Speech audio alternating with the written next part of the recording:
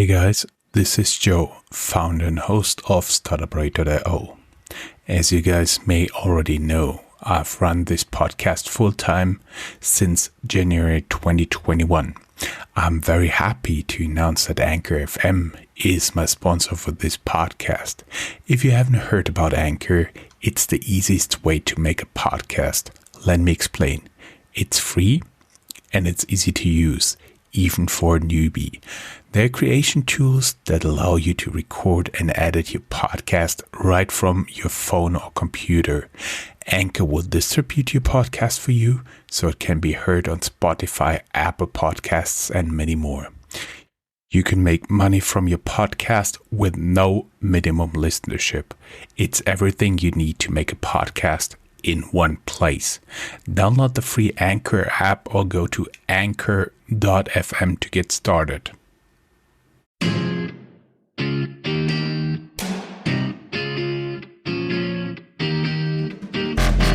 Hey everybody, and welcome to a new episode of Startuprad.io, your podcast show with startup news and interviews from Germany. Hello and welcome everybody to another interview at Startuprad.io, your number one podcast source for news, interviews and events from the German startup world. Today would not come as a surprise to you that I have another guest here. Hello, would you like to tell our listeners who you are and what you do? Sure, happy to. My name is Thomas Georgatze. I'm the CEO and one of the founders of Raisin. Raisin is a Europe-wide marketplace for deposits and savings. I myself am a Georgian national, live in Germany since 1995, and am married, have one small kid, and happy to be here today with you. That is great. To just get a little bit in the story before Raisin, can you tell us a little bit what you did actually before? I may tell the listeners that you're not in your 20s anymore. So I'm full disclosure, I'm 39, so turning 40 next year. In my professional career before, I was a consultant and served a lot of banking clients, especially a bit of insurance and government agencies at McKinsey & Company. Stayed there for almost 10 years. The last 3 years I was a principal in Berlin office. And you joined McKinsey straight out from university? Yes, that's true. So my university time was quite long. So I studied at the beginning macroeconomics, international economics, made my PhD in agricultural economics and quantitative macro studies, and then studied also law, so that I've joined right after my law degree. Oh, so I got to be careful what I'm saying when you're a lawyer. Just out of curiosity, what made you leave McKinsey? Why did you actually decide to just hop off, if I'm so free to say? I was 34 back then when the decision was taken. And for me, the question was, do I want to stay on the same track for the next 10 years? So to become a senior partner inside McKinsey to continue advising my clients, or do I want a change? And back then I was, first of all, not married, still able and willing to take a high risk, so that the decision then went clearly for more excitement, more volatility, more risk, because in my own perception that was the perfect timing for an exit and for taking this additional risk. I think at a later age, so around my age at 40, people get more settled, families there, so the risk-taking appetite recedes. And back then, I was really open for new challenges, new opportunities.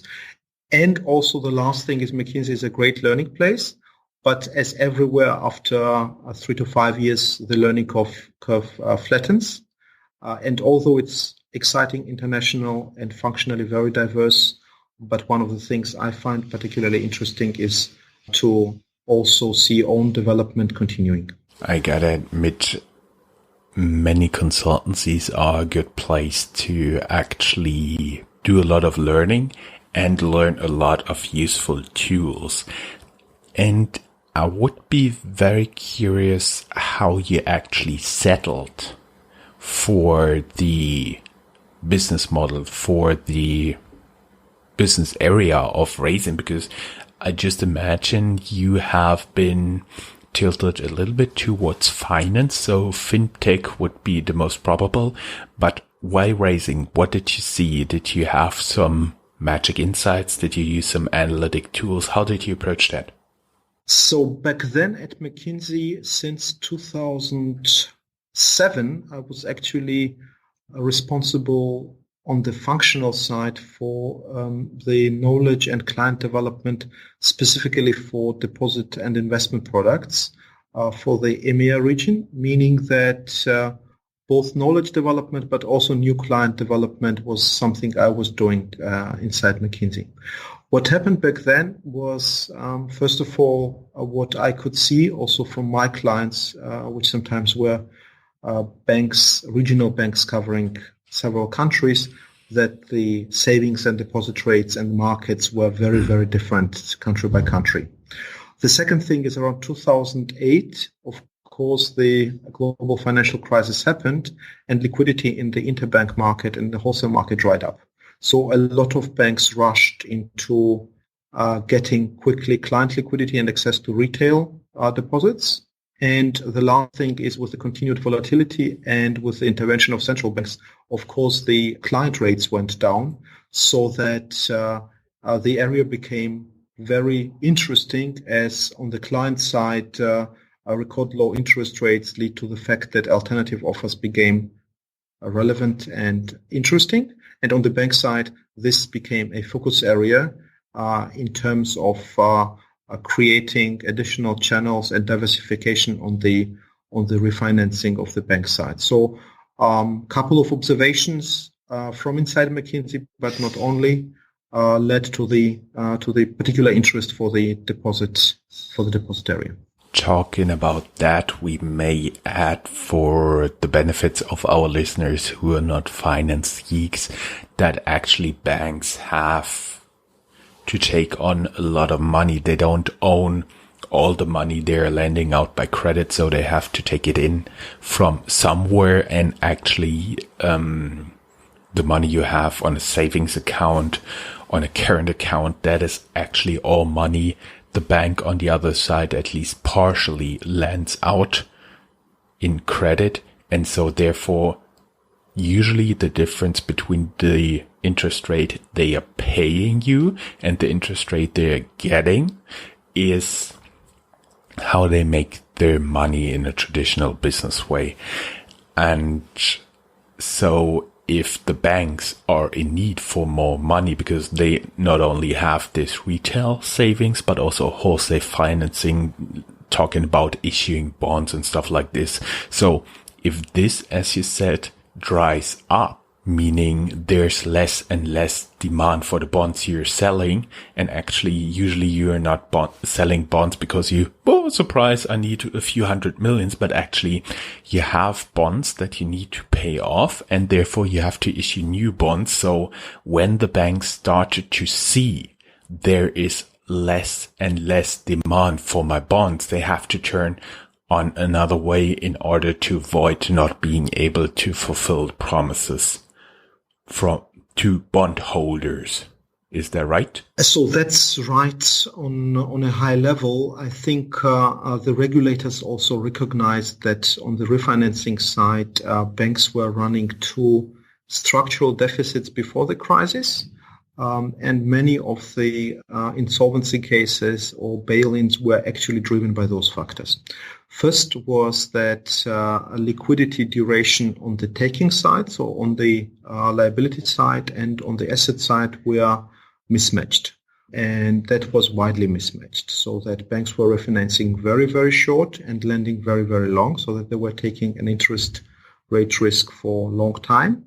And that led to introduction of specific ratios and criteria like liquidity coverage ratio, which leads to a better matching of the different durations on the bank book, on the bank balance sheet. The other thing which regulators also noticed while analyzing the crisis is that wholesale money is quick in reaction and quick to dry up, so that they introduced both the coefficients and also the minimum requirements for net stable funding ratio, meaning for the funding quality, and the funding of the bank is then structured in a way that different buckets of funding from purely wholesale or interbank and then towards the client funding are weighed in a different way, so that the client and retail funding gets quite high and good coefficient, and long-term deposits are valued higher than short-term wholesale or interbank funding. So that led to the fact that there was also particular demand after the crisis, after the client long-term stable funding. Without getting into too much details, I would just add that the net stable funding ratio, NSFR, and the liquidity coverage ratio, also called LCR, are just a few of the numbers the banks have to submit on more regular basis to the overseers like BaFin, European Central Bank, and who else is out there. And so it makes a big headache for those banks to actually deliver this data. But on the other hand, it also makes the retail investor a more promising target, because actually, as you said, it sticks longer. That means if you have a savings account, you put the money in, and maybe in a year or two, you're planning to take a vacation on it. So that means the money sticks with the bank all the time, and you're not actually opening an account, closing an account, opening an account, closing an account, but rather you have an account and then you have on a stable basis a certain amount of money on it. And that is what the banks are counting on. That is where they get their money to work on. And that led you to your idea, right? That's correct. So that was, we run a marketplace. So we need demand on both sides. So that was the structural driver and justification for the demand on the bank side. So why there are banks out there willing to join our platform? And then, of course, there is the other side of the marketplace, which is end clients. And there the market is huge. So in Europe in total, we have around 10 trillion euro in savings of private households. And the money is right now at a record low interest rate. So that quite naturally people are looking for better savings deals and better savings options out there. Plus, quite naturally, this area is also one affected by the move towards digital channels, so that people are increasingly looking for offers online. What I would be curious about, because I tried to tickle out a little bit of your personality, how did the first people react when you told them, okay, I'm dropping my job as a consultant, which is usually paid pretty well, and I am going to open a company that does actually broker retail savings? How did the people react? It was a mixed reaction, mixed being roughly, I think, half of the people whom I told it what I was planning of doing asked whether they can invest into the company. So the seed investing was quite easy in that sense. And half of them thought that I was really not thinking anymore. So they couldn't really realize why I was doing that and why as a McKinsey partner. I think one of the VCs, which we met at the very beginning and turned out to be one of our co-investors, really asked a couple of times whether I'm really a McKinsey partner and why would I be doing this as a McKinsey partner, switching gears and going to a startup company. So that there was to put it positively, a mixed but positive reaction. I can't avoid a smile when I hear this. And how did you actually start out with Raisin? What were your first steps and how did it actually develop till today? Were there several milestones you actually reached? Because I've seen in Crunchbase you have raised a Series A, B, and C already. So can you tell our listeners who are out there and thinking of starting a startup, tell about getting to this point where you can actually raise repeatedly VC money? How was the way for you? So I think it's specific and challenging to create a marketplace because you need to punch above your weight on both sides, especially on the provider side.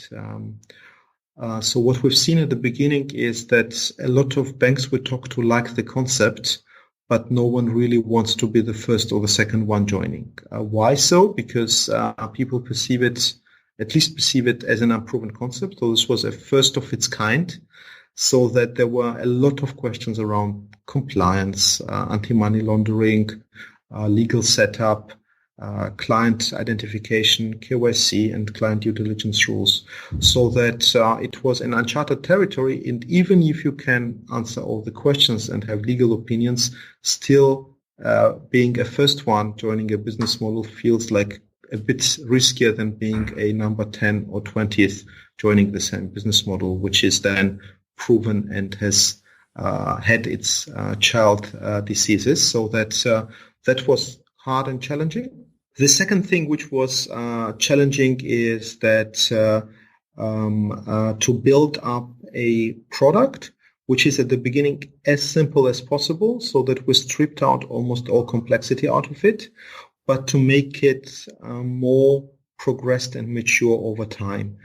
So that as you could imagine, we started actually with just one bank and one offer, and we had the one bank and the one offer stalemate for quite some time, for 4 months in total, where the bank actually started to ask and question us almost every week when is the number 2 joining and whether they can talk to the number 2 and number 3. And the challenge stayed over the first 12 to 18 months to generate enough B2B demand, so to have the bank partners joining. By now, we've progressed a lot, so we have already 34 banks live on the platform from 17 different countries, and are adding quite a few new partners, meaning that on that dimension we're very good. We can take any type of operation setup. We can ask all legal questions. We can cover almost 30 countries from the regulatory side, so that we are advanced, knowledgeable, and a reliable partner on this one. And I think, the most professional company in the market offering such type of retail access to banks. So that was a long journey, but the journey was worth it. The second one was building out the platform itself and the product. And there we started with a simple product, which is a term deposit. And we started with long durations. Now, 3.5 years down the road, we have overnight deposits, we have notice accounts, we have fixed deposits, we have term deposits with short durations, we have flexible deposits which can terminate any time. So we have a lot of different product variations, and all of those we developed, of course, over time, but we try to satisfy both the client and the bank demand to a maximum possible level. And also we are introducing constantly new products.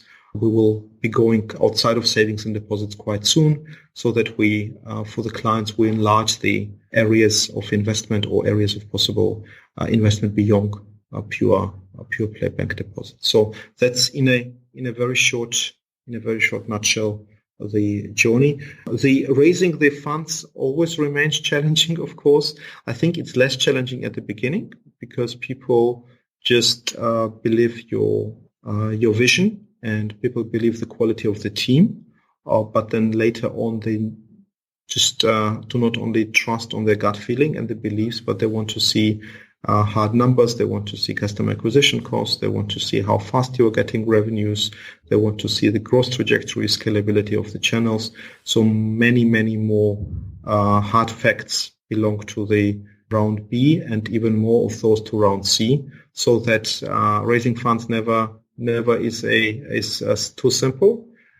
At the same time, I think there is a saying, it's always worth raising when you can raise. So we tried also to raise even before the due time. That is pretty interesting. Can you give us a few more hints in what kind of products you're going after savings? So in general, we will be staying on the client assets, meaning on client savings. Just of course, deposits are roughly in continental Europe half of private wealth, but quite definitely clients need also other types of investments, so that we will be, of course, offering access to equity and bond markets through digital products, which are low cost and are very good value for money. We will not be doing this product standalone. We will be partnering with other large, more experienced companies. The idea behind the platform or behind the marketplace is to offer the client digital access to investment products at a very low cost in a very convenient way, so that this vision which we had from the beginning on, we are slowly putting in place, so that one of the next products will be a low cost exposure to passive investing, and then many more will be. We might add for our listeners that we conducted this interview towards end of August. So since we are trying to publish only one Startup Radio interview or news a week or every other week, this may take some time till it becomes actual reality. Few more questions towards Raisin. Are you actually a bank? Are you regulated? We are ourselves we have different dimensions of our activity. And our activity is regulated differently country by country. So one of our core activities is deposit brokerage, as you rightfully said. That activity doesn't need a license in Germany, which is our core market, and is treated differently in different countries in the European Union. So, for example, in France, there's a financial intermediation license, and in other countries, we are either getting a license or we have a clearing from the regulator, from the central bank, that we do not need the license in the setup in which we're operating. So that that part of the activity is we're taking care of, and there we follow the local licensing rules. A bit unfortunate though, because it's very hard to build in this way a pan-European business if you have to follow licensing rules country by country, and there is no comparable fintech license or any other financial intermediation license which would be passportable across the European Union. So that is one of the things I think which would enhance the common market and the single market very much in the future. The second level of it, or the second dimension, is the activity we're providing towards the clients and towards the banks. And there we have some part of the activities which necessitate either a payment license or a bank license. And in this regard, we're acting as an outsourcing provider towards the bank, so that we give this license in the name and on the behalf of one of our so-called servicing banks, which are white label banks providing together with us the services towards the clients. So that the whole package is, for customer, it's a homogeneous package. So he's becoming a Raisin.com or a Weltsparen.de customer, which are our two brands. In the background, there is, of course, a lot of complexity which we are managing, including the licensing and regulatory part of it, on which we are either ourselves fully licensed or rely as an outsourcing provider on the license of a financial institution. And I do assume your client has only to go once through this KYC process, meaning has to put in all the passport data and stuff to make sure they are an actual existing person and that they are the person they claim to be. Is it true? And how do you transfer this data to the banks? Is there some kind of agreement there? Yes, that is true. The principle of the marketplace is a one-stop shop principle, so that the client has to identify himself once, and he gets also just one technical access to an online banking platform where he can administer, open, close different accounts of different banks, so that the core of the solution and of the value add is exactly the integration of various offers and various providers into one marketplace, and also maximum leverage of one KYC process at the beginning. Now, how do we operate it with the outside partners? There we have different setups, meaning from full KYC reliance towards additional criteria asked by banks. Customer in general selects all the products and providers individually, and in this process he also authorizes our servicing bank and asks to forward data for identification reasons to the product provider, so to our local or foreign partner bank receiving deposits. That's it. We are, of course, following strict rules both on data protection, and we are regularly auditing our high standards, meaning we have an annual audit by TÜV, and we have also audits on many other areas, including our internal control systems, penetration testing. So whatever you would expect from a very mature financial organization, we put it in place and are as strict there as any banking provider is. And do you yourself actually transfer this client money, or are the banks doing it on behalf of you? So indeed, it all goes through banking infrastructure, meaning that we do not touch the client funds at all. So they never land at our company account or at fiduciary accounts. So they always go through client accounts, and the payment is executed either through SEPA in the euro area mostly, or through Target2 or any other payment rails existing there. Also in the cross-currency setting, we go through correspondent banks. So in that sense, we're using the banking infrastructure for the payments area. At the same time, client funds are always on individual accounts, fully protected by Deposit Insurance Agency, so that client also has anytime access on those, plus anytime the guarantee fund is they're subject to the guarantee fund protection. Guarantee fund protection means what? How is the money actually secured? So we have in Europe a harmonized scheme of deposit insurance guarantees, which means that there are minimum standards which have to be fulfilled by any member country and also by the countries of the European Economic Area. It means that for every individual client, 100,000 euro in equivalent in the local currency is subject to the protection of the deposit guarantee fund of that particular member country. Getting a little bit less technical and less finance geek.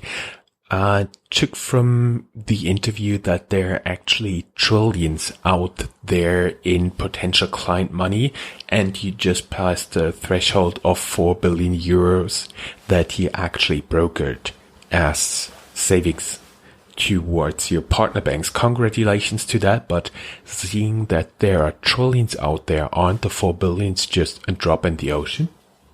They are indeed. So we also believe that we are right at the beginning of the journey. So the market is very large, and for us to make also a difference both on the client side and also on the bank side, our objectives are much higher. Also, our ambition level is much higher than that.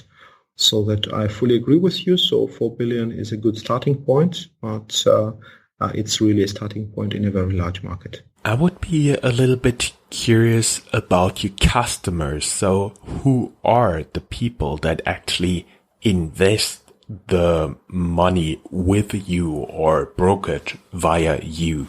So it would be a little bit interesting for me, since you can see on your website the cooperating banks and the interest rates and all this stuff, but nothing about the other side of the people. Who are the people that are entrusting you to broker this money?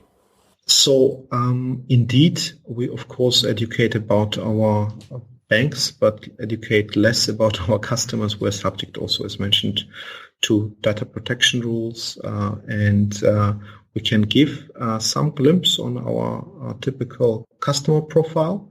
It coincides very well with the different savings life stages and asset development of a typical banking customer, so that our customers are a bit older, and better educated than an average person, because those are the people, of course, who have higher savings, and then where our value proposition actually hits their demand or their dormant demand.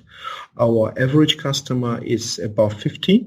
They are mostly male, so our share of female customers is increasing, but it's still more than 50% are male customers, and the customers are slightly better educated than the average.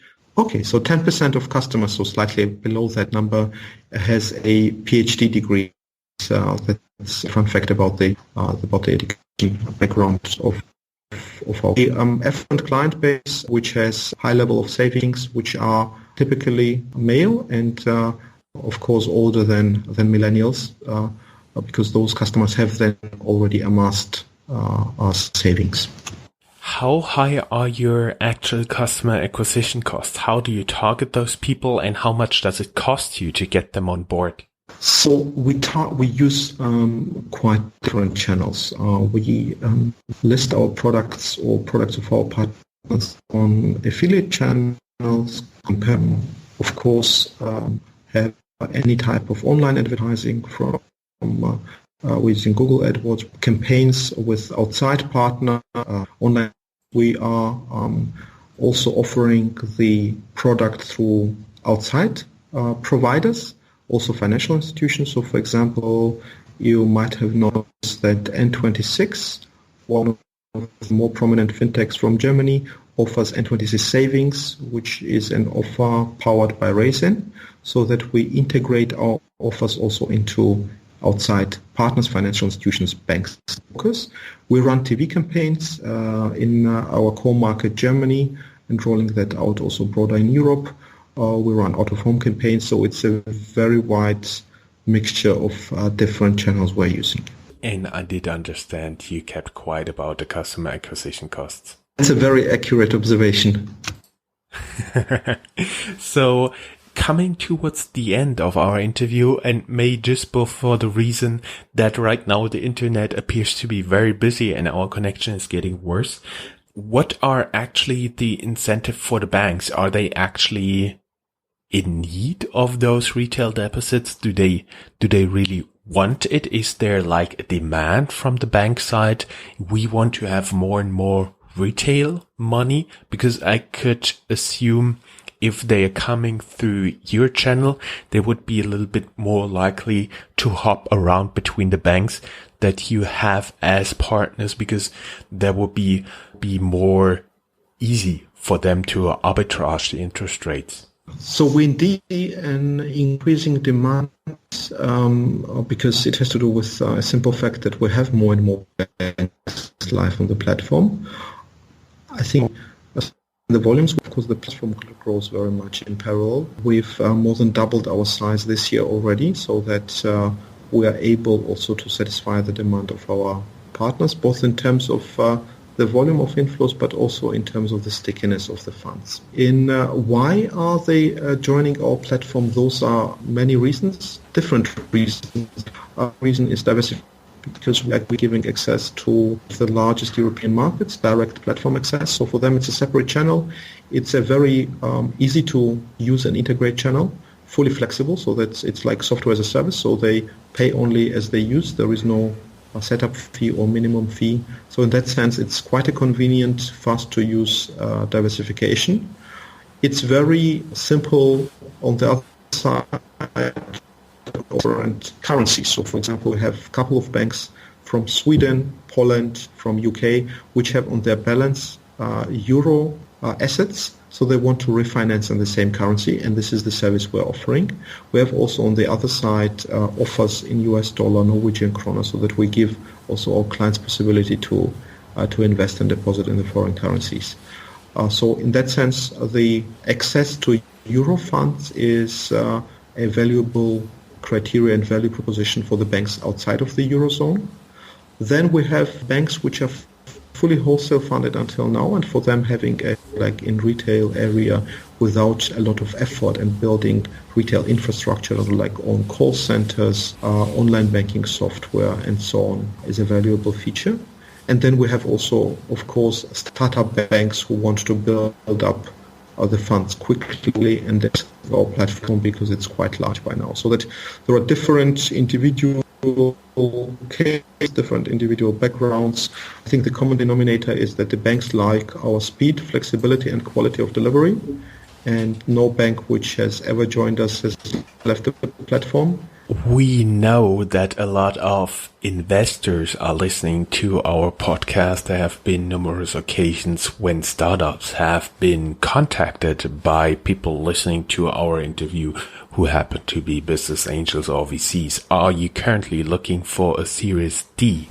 We have, for the background, roughly 60 million euro. And the last funding round, the Series C we've made, was just at the beginning of the year. So we're funding. We're not out on the market for the moment.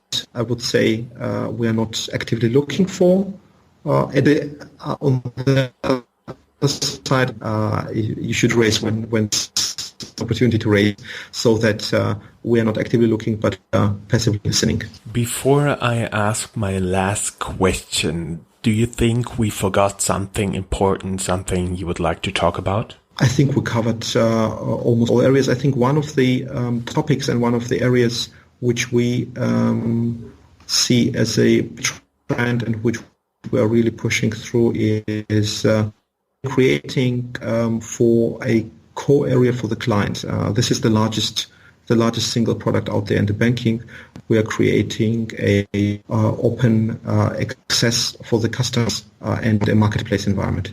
I think if you think about it, it's of a really huge value, and it mirrors a bit what happened in the fund industry in the 80s and the 90s. Until then, all major players had their captive funds, which were offering only homemade products to their clients, so very protected environment. And out of the sudden, the whole fund architecture became much more open-ended and much more accessible through one channel. You could buy funds of any providers. Brokers came up, which were giving it at very low cost. So I think the same thing is happening on the savings and deposit side. Until now, some banks have privileged access, like with the fund world. There are incumbents which have huge branch networks and old savings books. Those banks are overfunded anywhere across Europe, and there are a lot of mid-sized players who are actually increasing the competition and also going for client deposits. And we are a market instrument to level out the level of funding across the banking industry and to give the clients the best product available and the best product which fits their needs. So I think this whole marketplace environment is very much in line with what happened in the banking industry before on the fund side, which happens also currently in parallel on the credit side with credit brokers and marketplaces like Interhyp, but also with banks opening up their infrastructure and offering. So I think same and obviously and hopefully successful as in the other areas with the savings and deposits. I would, for example, like to mention Fintura here based in Frankfurt. And there would be the last question. If you would describe your life either as a book title, a movie title, or a combination of both, what would it be and why? I would say my in the last have been like a nice and exciting roller coaster ride where you don't know which direction you're going, but why it feels this way is that I think every founder will and every entrepreneur, it's an exciting journey, and you go through all emotional phases and in 1 month you might feel yourself as being on the top of it and winning all deals, and just 1 week later it feels completely devastated. You want to confess to your wife, your parents and your child that the company is going bankrupt, and any feeling and shade of feelings between those are possible. So that's really also like about it. A lot of volatility and a lot of emotions in between, and that's also the fun of it. Thank you very much. I'm very sorry for all the interruptions we had on both the sides. Unfortunately, the internet is outside of our control, so there's nothing we could do about that. Maybe I have to edit the interview to a point where some of the sentences of Thomas are actually out, and that may be just for the reason that they have been so disturbed that you could not recognize it. Nonetheless, thank you very much for staying on. Thank you very much for the interview, and hope to hear from you again. Thanks, Jörn, and thanks to everyone.